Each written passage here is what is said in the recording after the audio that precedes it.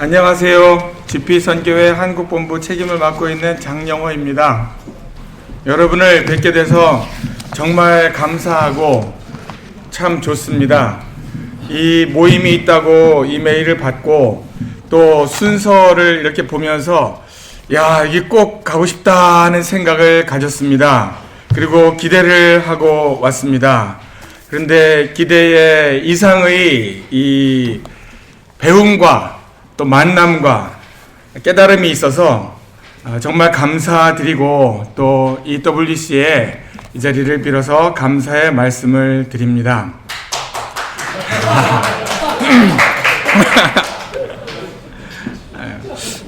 저는 사실 여기에 와서 하나님을 섬기는 분들 뵙고 만나서 정말 좋고 또 한국 선교가 어떻게 진행되고 있는지 진솔하게 현황과 또 어려운 점들을 쭉 이야기하는 걸 들으면서 이런 질문을 계속 갖습니다.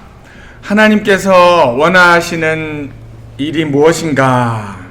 아침에도 이렇게 마지막 경건의 말씀이 Before man or before God 이러니까 많이 남습니다.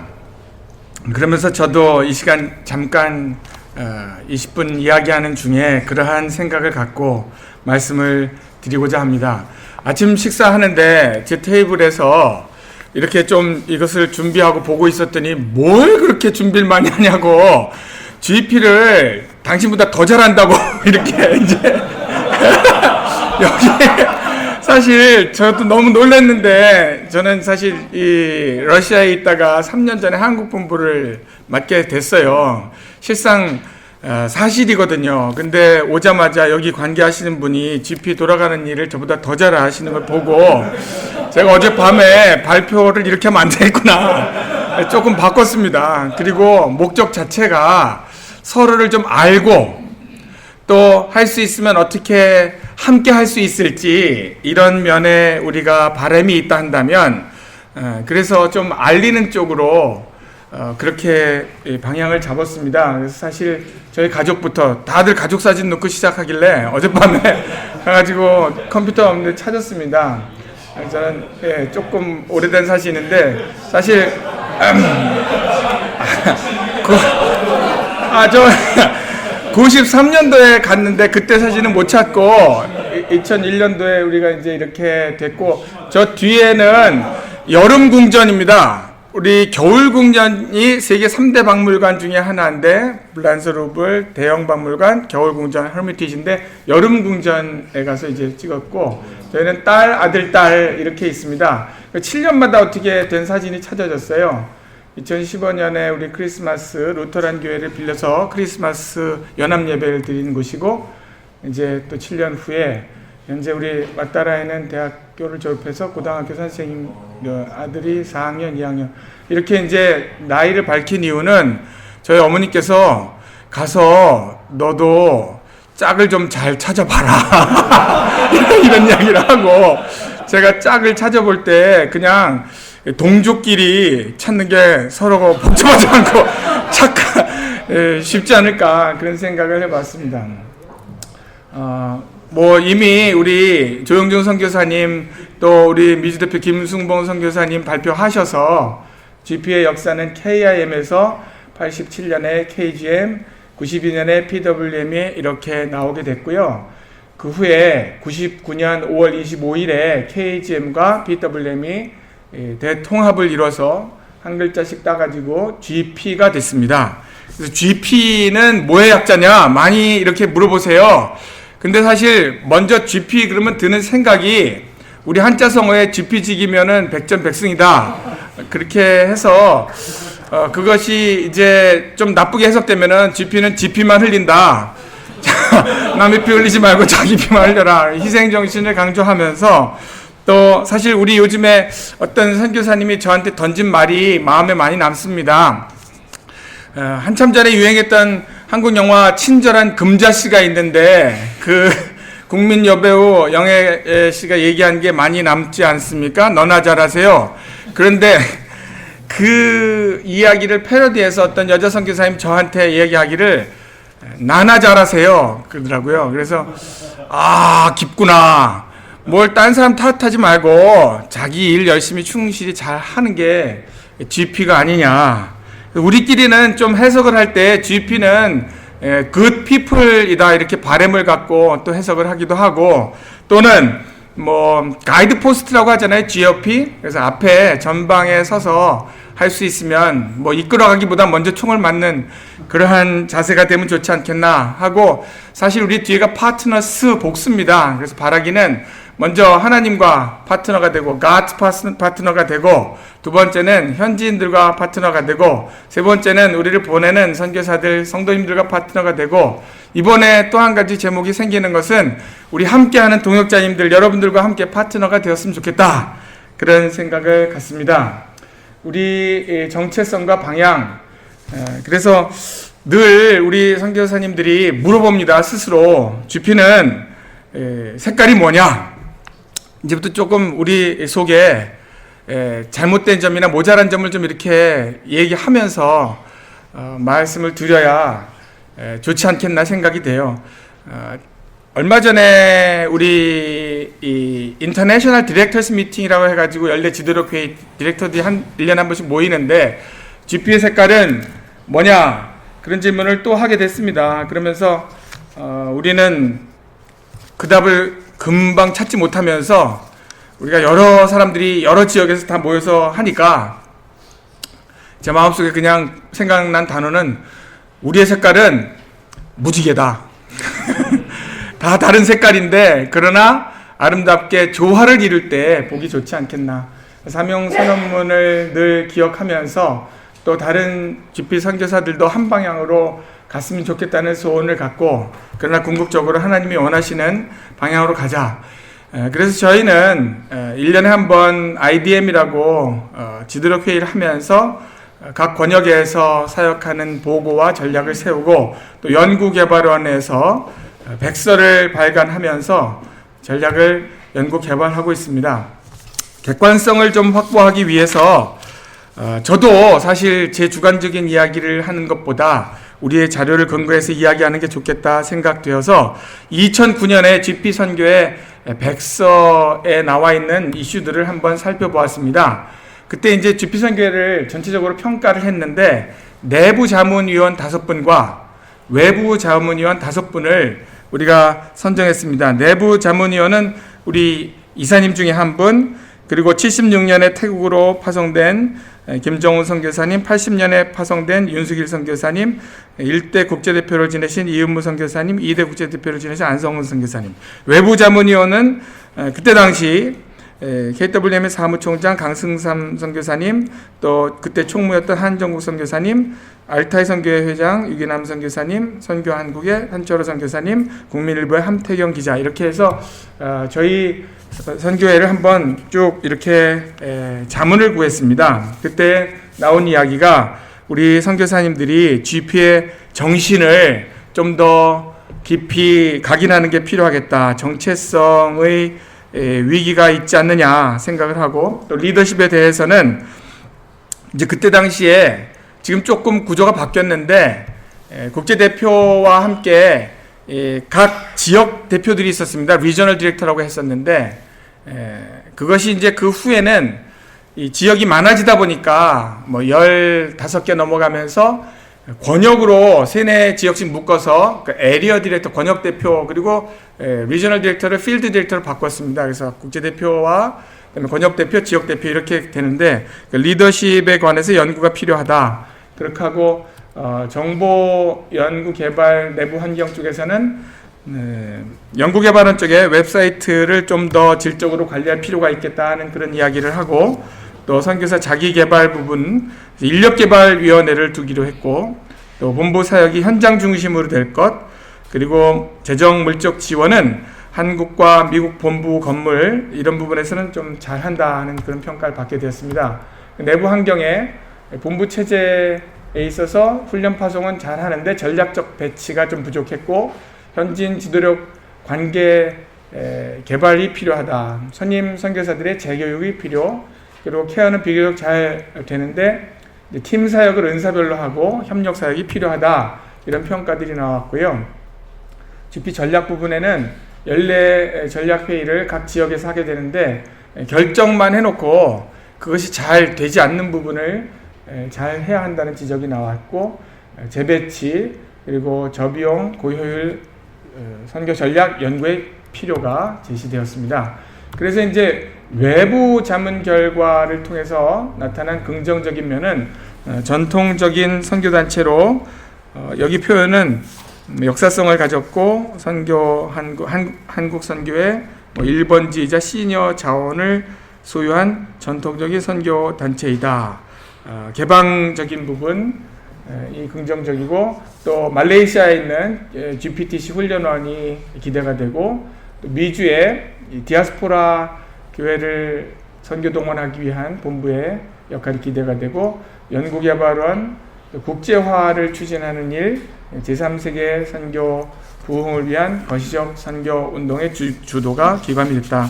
그래서 우리가 여러 번 이야기를 들은 대로 AMA나 TWMA 우리 조영주 선교사님 다 책임자로 계시면서 이렇게 기여했던 일들이 우리 역사 속에 긍정적인 면이었고요. 개선점은 구조가 복잡하고 분열주의가 생겨날 수 있다. 또 본부 사역의 GP 트렌드, 브랜드, 이미지를 구축할 필요가 있고, 연구 개발에서 좀 더 생생한 선교 현장 이야기, 한국 선교에 기여하는 연구 자료를 개발할 필요가 있고, 전략에서는 중복 투자를 회피해야 하고, 협력에서는 현지 교회와 협력하는 부분을 좀 높일 필요가 있겠다. 그래서 내외부 자문 결과를 통한 제안이 이렇게 있습니다. GP 선교의 정체성을 좀 더 확고히 할 필요가 있고, KIM과의 관계를 정립해야 하고, 창의적 선교 전략 수립, 사역 범위 확장에 따른 대책, 국제적 네트워크에 투자할 필요가 있다. 이런 얘기가 나왔습니다. 그래서 이제 지난번에 나왔던 이야기들을 간략히 정리 보고 드렸고요. 현재 당면한 두 가지 이슈가 무엇인가? 사실 선교단체의 당면한 이슈는 많습니다. 근데 그냥 다 적고 이야기하기가 어려우니까 두 가지만 말씀을 드리는데, 사실상 저희들이 지금 진행하고 있는 것은 그 국제대표와 지역대표 구조에서 지금 국제대표, 권역대표, 지역대표로 된 후에 평가가 현재 필요하고, 또 훈련원도 저희들이 오랫동안 잘한다고 이야기했는데 그 부분에 대해서 지금 우리가 아마 다 대부분 겪는 비슷한 문제가 아닌가 생각되는데, 선교사님들을 파송할 때 훈련한 이후에 현장에 들어간 다음에 훈련하는 부분이 참 모자라고, 또 디렉터가 돼도 직무 연수하는 부분이 모자라고, 이런 부분들도 주제이고, 또 선교사 은퇴 후에 대책은 뭔가, 또 비즈니스 에즈 미션, 이런 부분들이 지금 당면 이슈이지만 그래도 함께 논의된 부분은 먼저 우리가 국제화에 대해서 논의된 부분들이 있어서 보고를 드리도록 하겠습니다. 이제 한국에서 먼저 본부가 시작됐고요. 미주 본부가 이렇게 LA, 지금은 위치가 애나하임에 있습니다. 그러면서 두 개의 본부가 생겨나면서 국제본부는 처음부터 이제 있었는데 서울에 있다가 쿠알라룸푸르로 옮겨가게 되고, 사실 다 한국어 문화권인데 조금 저희들이 국제화에 대한 논의를 깊이 하게 된 이유는 브라질 본부가 시작되면서부터 국제화에 대해서 심각한 논의를 하게 되었습니다. 어제 발표 중에도 우리가 처치 플랜팅에서 요즘에 미션 플랜팅이라는 이야기가 있는데, 브라질에 간 선교사님이 브라질 목사님들과 함께 브라질 사역자를 훈련해서 남아공과 모잠비크로 파송하는 일이 있었습니다. 그러면서 브라질 본부가 시작되었어요. 여기는 포로 회의를 하는 거예요. 그러면서 이들이 이제 우리 국제협의회에도 함께 동참하게 되다 보니까 지금 국제화에 대한 논의를 심각하게 할 수밖에 없는 그런 상황이 되었고, 그러는 가운데에 이제 또 엊그제 보고에도 인도네시아에는 우리 GP 선교사님이 인도네시아 사역자들과 함께 했을 때 이것은 브라질처럼 GP의 이름을 붙이지 않고 그저 현지에서 현지인 사역자들이 WP라고 해가지고 사역을 했고, 또 중국의 한 진리총회 이쪽에서는 사역자들이 뭐 2,000명이나 된다고 하는 데에서 우리 중국 선교사님과 연결해서 그들을 선교 교육시켜달라고 하는 이야기가 있어서 저희들이 지금 몇 년째 가서 하면서 이렇게 국제화의 필요가 논의되면서, 미국은 지금 영어권, 우리 1세들이 아니고 우리의 자녀들이나 혹은 여기서 자라난 2세들이 선교사를 헌신하게 하기 위하여 이름하여 IGP라고 해서 지금 이제 구성이 되어 있습니다. 그래서 지금 이런 국제화에 대한 논의를 했는데, 그래서 TF팀이 구성이 되어 가지고 저희들이 2014년 6월 30일에 함께 논의를 했는데, 논의 주제는 그러면 국제화를 어떻게 정의할 것이고 적용 범위는 어디까지 할 것이며 세부 사항과 GP 현주소는 무엇인가. 그래서 논의 결과는 우리가 GP의 DNA, 즉 사명선언문을 가지고 현지화하는 것이 우리 국제화의 정의로 이야기했고, 적용 범위는 둘로 부분을 나누는데 GP의 멤버십과 파트너 멤버십. 그래서 아까 이쪽에 파티에 있는 부분은 멤버십이라고 할 수 있고, 이제 IGP도 이쪽으로 이제 들어오게 되는 상황이고, 이제 지금 두 파트나 그 외 부분들은 파트너로 가게 되는 걸로 저희들이 이렇게 생각을 하고 있습니다. 세부 사항에서는 이제 국제대표의 역할이 변화되어야 한다. 또 리더십의 이해가 변화되어야 된다. 팀 구조 도입, 멤버 케어가. 여기서 사실 이제 조금 주목할 부분은 아이디의 역할과 리더십 변화인데, 과거에는 탑다운으로 마치 위에서 상명하달식이었다면, 이제는 리더십의 변화가 라운드 테이블로 원탁형으로 함께 다 같이 우리가 논의하고, 거꾸로 역피라미드를 이야기하고 있습니다.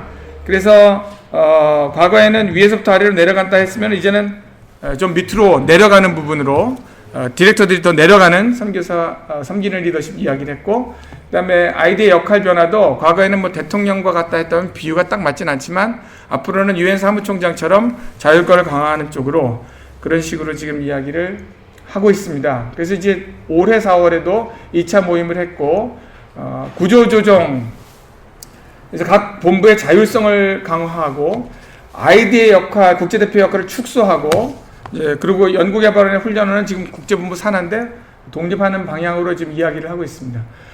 멤버 케어는 많이 필요한데, 사실 제가 한국본부 대표로 있으면서 안식년 나온 선교사 4명을 이렇게 디브리핑을 했는데, 조금 우리의 아픈 이야기지만 사실이니까 말씀드리겠습니다. 4명이 다 다른 이유로 그만두겠다는 거예요, 선교사를. 뭐 많이 아시는 이유죠. 어떤 부분은 싸워가지고 난 보기 싫다 그러고, 어떤 부분은 난 아파가지고 그러고, 어떤 분은 나는 이제 소명이 지금 바뀌는 것 같다 하고, 어떤 분은 나이가 많다 그러고. 그런데 사실 멤버 케어가 지금 절실하다 하는 그런 생각을 하게 됐고, 정신은 우리 GP의 정신, 섬김의 정신으로, 목적은 사명선언문에 따라 기간도 이제 수습 선교사부터 은퇴 후까지 대상은 우리가 전체 선교사님들 중심으로 우선순위와 영역 뭐 이런 부분들에 대해 시간이 지금 거의 다 돼서 제안을 간단히 드려보도록 하겠습니다. 뭐 우리 선교회에 나오는 제안이긴 해도, 국제화를 위한 제안은 많이 이야기한 대로 본부가 현장을 위해서 존재한다면 현장에서 중심이 되는 국제화가 되어야 하고, 또 각 본부 간의 자율권이 강화되고 상호 협력하는 환경들이 더 강조되어야 한다 하는 이야기. 창의적 선교 전략에 대해서는 전에도 그런 이야기가 있었는데, 각 지역별로 전략을 수립하고, 또 이번에 R&D에 대한 많은 강조가 있었는데 그것을 좀 함께 묶는 일들, 팀 사역, 뱀, 디아스포라, 실바 선교, 그리고 이것을 위한 전략 연구 지원 팀을 구성하는 것. 멤버 케어에 대해서도 사실 저희가 조금 어려운 부분 중에, 이렇게 선교사와 디렉터가 컨플릭트가 나면은, 또는 디렉터와 디렉터 간에 이렇게 컨플릭트가 나면 해결을 하는 방안이 참 어려워서 그래서 이제 이 케어 위원회를 구성하고 또 중재도 거기서 할 수 있으면 좋겠다, 이런 제안을 합니다. 이제 마지막 결론을 말씀드리겠습니다. 다시 한번 우리 GP에게 또 이 리더스, 우리 미션 리더스 서밋에 모인 분들에게 처음에 질문을 하고 싶습니다. 하나님께서 지금 우리에게 원하시는 것은 무엇일까? 사실 제가 한국을 떠난 지 21년 되면서 그 러시아에 있을 때 한국을 보고 한국 교회와 선교계가 제대로 조금 잘 안 가는 것 같은 생각이 들고 위험하다 하는 생각이 들고 했는데, 저는 스스로 자위하기를 내가 떠나 있는데 뭘 어떻게 할 수 있느냐 이런 생각했습니다. 그런데 한국 들어가가지고 1년이 지났는데 문득 그 생각이 드는 거예요. 너도 이 현실에 책임을 질 장본인 중에 하나다. 세월호 사태가 났을 때 뭐 해수부 장관, 해양청장 책임을 누가 져야 되느냐 할 때 그때 당시 자기가 안 했지만 그 사람들이 책임이 있다 한다면, 오늘날 지금 우리 한국 교회나 선교계의 현실의 책임은 바로 저와 우리에게 있다는 생각을 갖고, 사실 건강검진을 어떤 사람은 위험해서 너무 많이 이렇게 드러날까봐 안 한다 하지만, 우리가 이렇게 진솔하게 먼저 우리의 부분들을 이렇게 열어놓고 한다면, 우리를 만약에 건강검진할 때 신호등이 파랑일까 옐로우일까 레드라이트일까 한번 생각을 해보면서, 저는 이렇게 모임을 갖게 된 것이 하나님의 모임이고 뜻이라 한다면, 그러면 주님이 원하시는 일을 위해서 함께 뭔가 할 수 있으면 좋겠다 생각이 들고, 이거는 강요가 아니고 자발적으로 이렇게 맞는 사람들끼리 할 수 있는 것부터 이렇게 할 수 있으면 좋겠다, 이렇게 말씀을 드리고요. 그냥 서로 더 알기 위해서 한 가지 마지막으로 이제 간증을 하나 드리면, 요즘에 이렇게 어떻게 제가 은혜를 받고 있는가 생각해 봤어요. 그리고 우리 KL에 있는 모슬렘 지역에 있는 훈련을 갈 때마다 막 이게 코란이 아침 뭐 5번 나오잖아요. 처음에 너무 바다가 돼가지고 일어나서 같이 기도하고 막 그랬는데, 요즘에 그게 노래처럼 들리는 거예요. 편안하게 이게 뭔가. 그러면서 저도 시편 119편 164절 거기 보면은 하루에 7번씩 찬양한다. 저는 7번씩 이상 찬양하려고 애를 쓰고 있고요. 기도를, 몰랐던 기도를 요즘에 조금 알게 되는데, 저는 주기도를 외우면서 큰 은혜를 많이 받습니다. 자꾸 주기도를 외우는데, 근데 제가 그 시카고에서 아는 목사님을 만났는데 그 아버지 목사님이 이렇게 얘기하는 거예요. 제가 요즘에 주기도를 통해서 은혜 받습니다 이야기하니까, 그 은퇴하신 아버지가 하루에 주기도를 3시간에서 4시간 외운다는 거예요. 예수님이 이렇게 기도하라고 가르쳤는데 더 이상 기도가 필요 없는 거를 하다 보니까 알게 되고, 사도신경을 외우면서도 그 구절구절 속에서 제가 이스라엘에 갔던 그 도시가 짝짝 생각이 나면서 은혜를 받고, 마지막 한 가지는 예수기도라는 것을 외우면서 은혜를 받습니다. 우리가 정말 하나님 앞에 설 때 다 함께 서로 사랑함으로, 오늘 아침에 적은 말씀은 서로 사랑하라, 이로써 우리가 제자인 줄 압니다. 감사합니다.